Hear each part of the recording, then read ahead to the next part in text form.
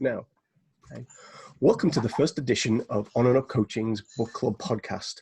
Our intent here is to look at a series of books that I believe are very impactful, especially in the coaching world. Books that I think have a lot of great lessons and great ideas that are worth sharing. And today we're going to start with The 7 Habits of Highly Effective People. I'm joined to talk about The 7 Habits of Highly Effective People by Beth Moore, Rossana Ortega Lapenza, Mike Zicaranza, and Rachel Gaskell. So welcome. Thank you so much for joining me today in our experimental first podcast. I think one of the things to say is not everyone might have read the book from cover to cover, but we've kind of been looking at some of the summaries that are out there on YouTube, which are a great place to go with these kind of things, and sort of trying to understand what some of the key concepts are and what is worth sharing. First of all, I am going to share some information about the book. So this is the Book Club podcast. And yeah, so a couple of things about the book's origin, its goal, and I'll say a few things about the key concepts. It was published in 1989, and it's so popular in our house that we have 2 copies, as you can see. There have been over 25 million copies sold, and it's fair to say it's probably had an impact on multiple generations.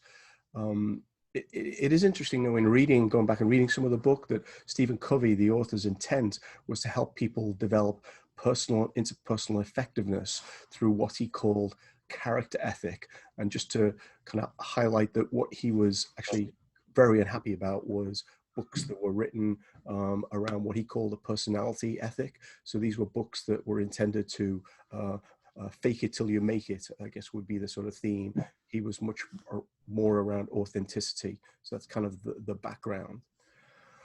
Not surprisingly, given it's called 7 Habits of Highly Effective People, there are 7 habits, and they're kind of summarized by the starting one is be proactive.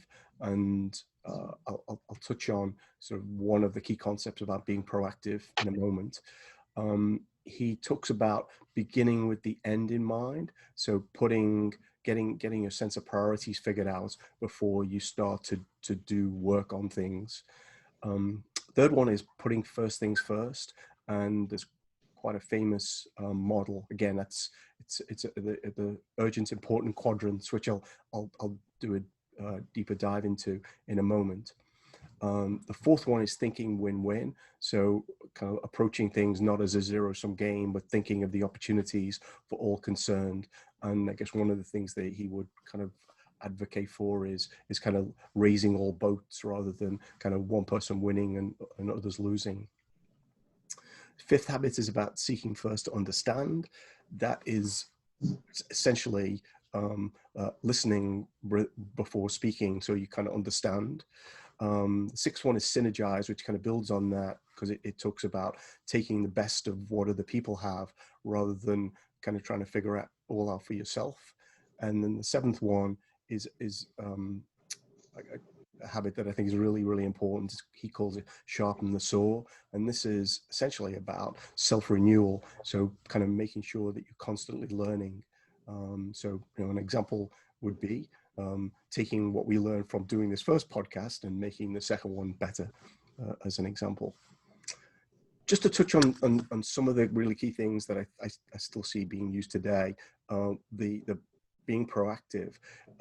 He has a donut diagram, which has on the outside concern, which is a bigger circle, and on the inside is influence.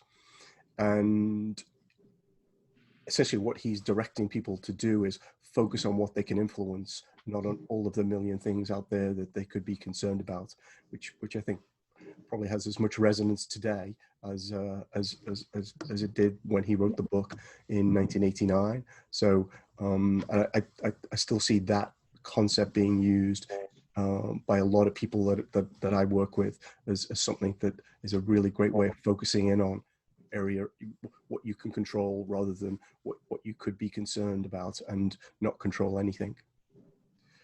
The other habits I just want to touch on in a bit more depth is this putting first things first. So this is a model that you may be familiar with, but essentially it's typically known as a quadrants model, and it breaks things up in terms of important and urgent. and not important and not urgent.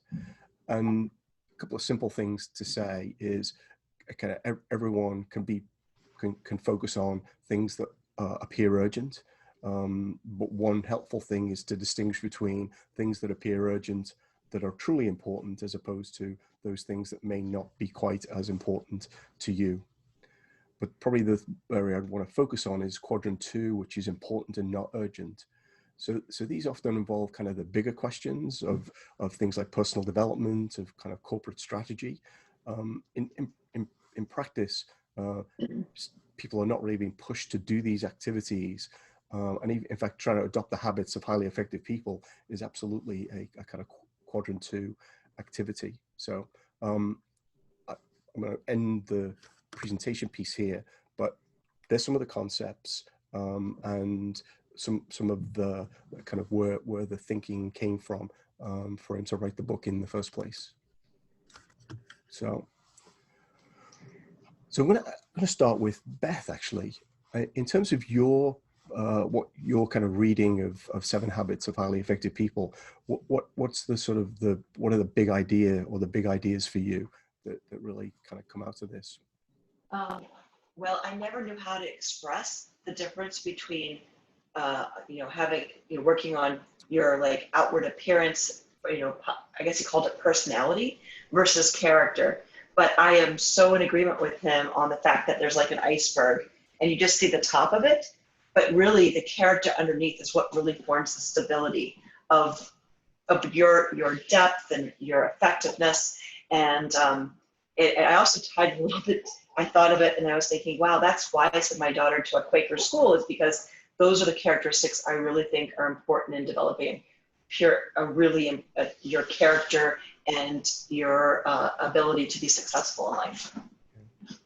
It is interesting, I think, that what seems to have happened, and I've not read every self-help book in the last 30 years, just to be clear, but I do think there is much more emphasis in the books that you see now about, I guess, what he called character over personality. So, which maybe is a victory for him, or maybe something. And there's one more thing, is that I've taken a Dale Carnegie class, and I kind of feel like that's the personality part of how he describes today's culture versus character, which I think is longer to build and more important to being successful and having a successful life. Interesting. So, Rossana, what's the idea or big ideas you take away from 7 Habits? Well, first of all, thank you for inviting me to this podcast. It's welcome. Such an honor to be around all of you. The book, I believe it's an amazing book. My family had taken it in a very serious way, and we even gave our son the teen version, and I have the family version, which breaks it down even more, because the first book, it was such a huge impact.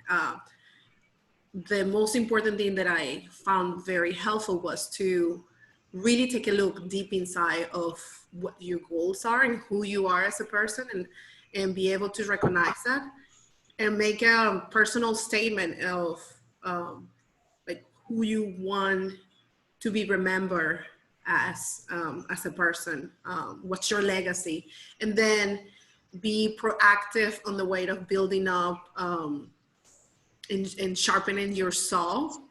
And I, as a person, so was for a long time focused my attention on the grown side of the quadrant.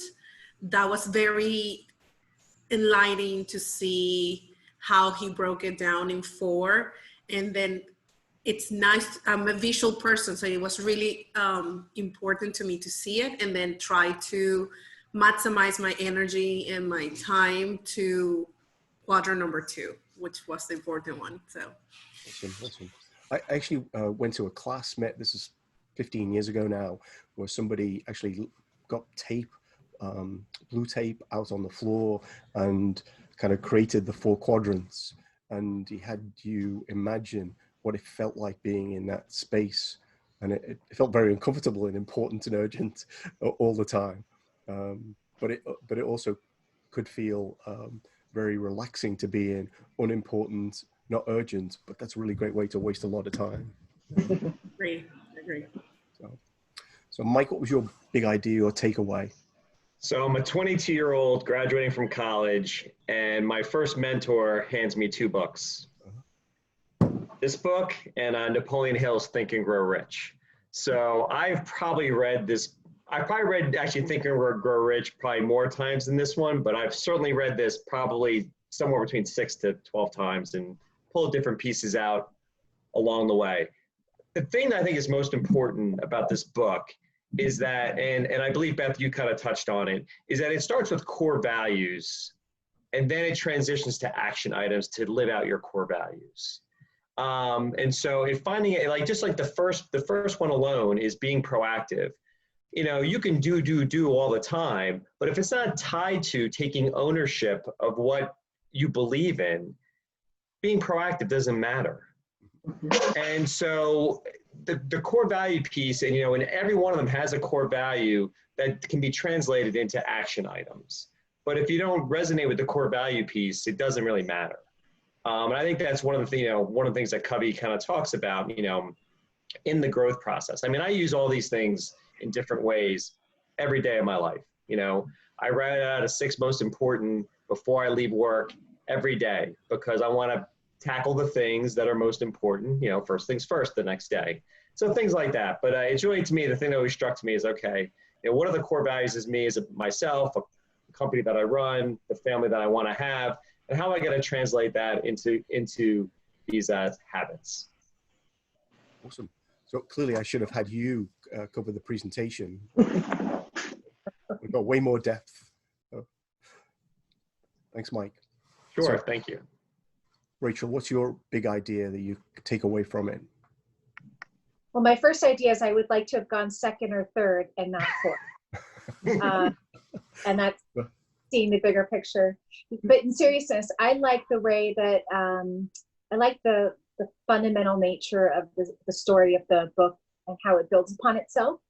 And it feels more like the 7 habits are a ladder, because you can't really get to one until you've gotten to the one before it.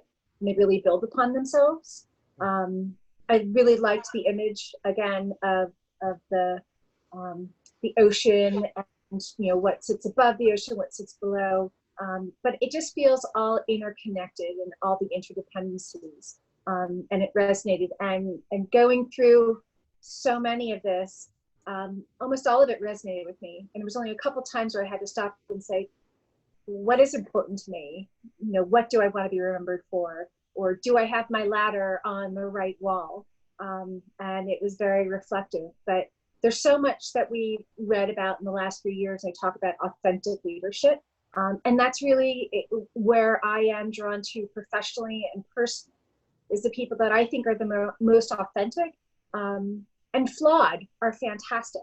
But I really am drawn to those that are truest to themselves and are real, and that are work in progress. And it felt very much like this book is about, if you're working on yourself and you're building and you're learning, and you are inward focused as well as external focused or externally focused, then it felt like there's continuous growth. And so it just resonated for me, the totality of really how it all interrelated to each other.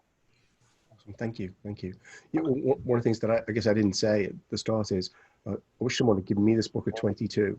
It was a bit later than that, but I would say it's probably one of the most life-changing books that I ever read, just in terms of kind of how it affected my kind of worldview. Kind of went from being in a situation where I think I let the events happen, and it was kind of eye-opening to be like, wow, you can influence these things with a plan. Wow, this is great. I'm going to go around one more time. Do you want us to reverse the order? Would that help? Yeah. Yeah, that's fine. Just to maybe hone in on just the one thing, if you were kind of recommending like one activity, one step that he talks about that if you didn't read any of the book and you just had to take away that one thing, what for you would it be? So Beth, I'm going to turn it over to you. Okay, so I think the point of taking ownership when something happens, like the example with the having not doing well on the exam and saying, oh, it's my teacher's fault, I had a bad teacher. For me, that is, I've experienced that and seen that, and I've seen that with my interactions with other people. But he clearly made you understand why that is. You always have to take it upon yourself to handle the things that you can affect, and not blame outside things that are in that circle, that are on the outside, that are not beyond your control. And I just like the way he explained that. No, I did think that was kind of a neat explanation. In preparation, I did go back and read some sections that I probably hadn't looked at in a long time, and it was surprising to me actually about how much there was in there, and it made me realize why it had such an impact in the first place. So Rossana, what is the one thing that if someone never read the book, they should be aware? Someone that what? I'm sorry. Oh no. Well, but if you have more, go ahead. But I keep muting myself because, of course, in the pandemic, we all have families around and the dogs, so we don't want the background noise. One of the main things that I have taken from the book was empathetic listening, because one of my goals as a mother of 3 kids and as a wife was how important was building a relationship in my family, and that was definitely in the quadrant. And number 2, very, very important, but something that we don't give enough times due to the rush on a daily life. But I found out that, like he said, the 5th habit, the seek first to understand and then to be understood. I found myself that I was a very bad listener, that I needed to sharpen my saw in order to build the relationships that I really wanted it. And the more that I did it, the more a stronger foundation I had and the more impact I had also on others.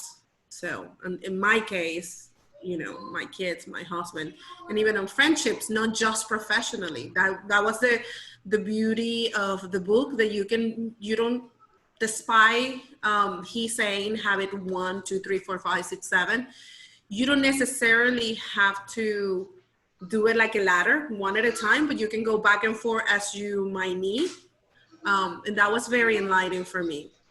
Yeah, he does break it down. So there is a graphic, I guess, in the book where he does talk about kind of some of this is about inward, and then the later habits are about kind of outward looking and interpersonal connections. Exactly. Yeah. So Mike, maybe one thing that you would recommend? Sure. I always would say that beginning with the end in mind is probably the most important habit, just, because, at least in my opinion, because if you don't know where you're going, or you don't know where you want to go, how can you get there? And we know that life is going to throw us a lot of curveballs and a lot of challenges, a lot of changes, and that journey might not be exactly how we planned out. But if we don't have a vision for what our future looks like and what we want our lives to look like, it's very hard to put all the other pieces into place. It's very hard to be proactive. It's very hard to putting first things first if you don't have that idea of what you want the future to kind of look like, and the person you want to be, and how you want to live your life. If you don't know how you want to live your life, how are you going to make decisions? So to me, that's always been the one that has resonated the most with me. That and seeking to be understood, or first to be understand then versus being understood. Those are the two that always I kind of focus on. Yeah, I think it is interesting that the kind of the intrapersonal habits are much more are kind of almost a foundation for some of the other stuff, because you could, if you start at 5 or 6 or 7, then I guess you'd have some advantage. But if you're, again, not clear about direction, then what are you trying to seek to understand? So Rachel, what's your one takeaway that you'd share with someone who hasn't read the book? I'm going to say 1.5, which allows me to say more than one, but not higher or not lower than 2.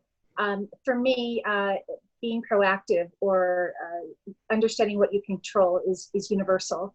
But what stood out for me more than anything, because I feel like I've learned that in my journey, is the win-win, because it requires you to know what you want to accomplish, and it also requires you to see others. And you do accomplish so much more. And so for me professionally, is the power of high performing teams far excels any individual contribution. And that's important because I'm inherently competitive. And for me, scores are really important. But that doesn't necessarily mean that you can't think of a mutually beneficial relationship. Thank you. Thank you. So we're going to wrap it up. I am going to ask one final question. And what I'd like you to think about is there something you kind of learned today, actually, that might be kind of helpful going forward, or anything that you may use that maybe you wouldn't have done had you not appeared on this podcast?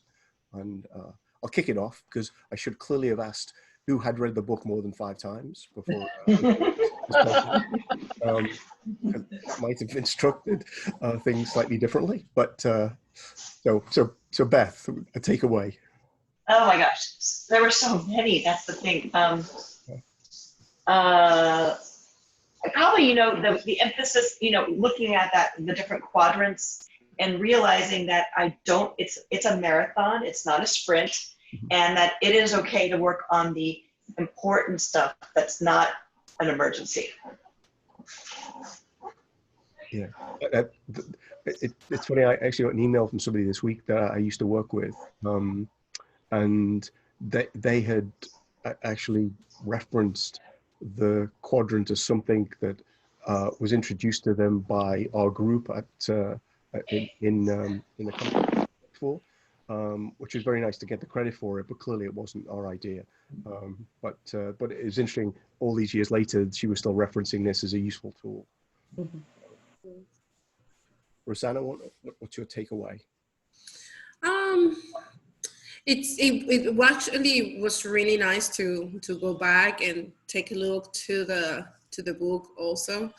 The takeaway is that you need to read the book as many times as you can, so you can focus on the themes, like they said, like the matter instead of the trivialities of your daily life. So the takeaway is to breathe, focus, and sharpen your saw every day. Maintain the focus, I guess. Thank you. So Mike. So I actually wrote down one of the things that Rachel discussed, and basically talking about when it came to the ladders and building upon themselves and authentic leadership. And so that's one of the things that you try and do each and every day in your families and your work and whatnot. And it was just a good reminder of trying to, being true to who you are, and then revisiting things, so that was my key takeaway from today. Thank you. Yeah. Rachel, you almost have the last word. I've been dreaming for this moment.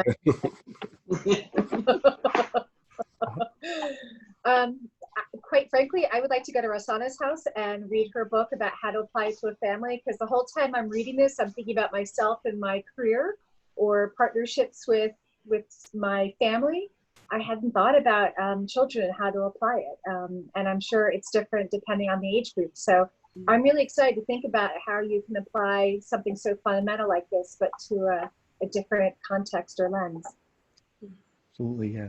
So the one thing in wrapping up that I would say is, if you haven't read the book and you're like, I'm not sure I'm going to, then you could at least go look at some of the YouTube videos that do a reasonably good job, I think, of summarizing a lot of the content. And then the other thing I'd say is thank you so much for making this happen. Really enjoyed all of your insights. And I guess my one big takeaway is that probably over the years, I had sort of diminished the book into a series of tools. And I think that on reflection, then I'm kind of doing it a disservice, because I think there's a lot of stuff there, particularly around the kind of character ethic and kind of what grounds you, and the iceberg that Beth talked about, that's really worth paying attention to. So thank you. Here concludes the inaugural On and Up Coaching Book Club podcast. Thank you again.